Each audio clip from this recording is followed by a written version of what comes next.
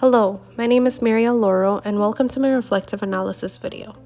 In this video, I will be sharing with you my vision for teaching and learning, moreover, the journey and changes that led to what it is today. My vision for teaching and learning has grown dramatically since my first week of teacher education and first placement to now. Initially, I had a lot of assumptions about teaching and learning based on my personal experiences as a student, in addition to books and theories I've read in the past. For example, I assumed that teachers are solely focused on the curriculum and getting material completed in a timely manner.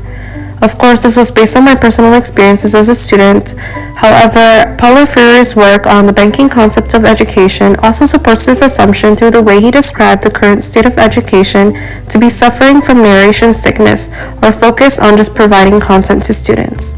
Nevertheless, I now understand that teaching is more focused on creating a balance between completing material and effective student learning. In my first reflective analysis, I talked about my thinking on teaching and learning as being a learning relationship between students and teachers and student-centered approaches. I still agree with this, however, my current vision of teaching and learning expands on these ideas through specific approaches to the craft.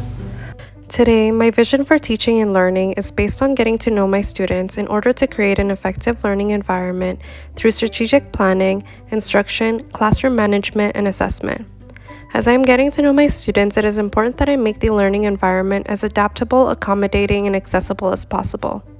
Whether that means using plenty of visual cues for those with learning, physical, or communicational barriers, to providing the individual handouts for students who are not able to access course content online, I would like to make my teaching strategies and materials to cater to each student's learning and individual needs. With that being said, I understand the need to be flexible and ready at least one step ahead, as lessons can move slower or faster than expected. Moreover, how I need to incorporate effective questioning, collaborative tasks, and inquiry to allow students to engage, work and learn from others, and critically think. In addition, it is important for me to build a healthy relationship with the students that allows me to manage the classroom through regulation of behaviors and emotions in my group.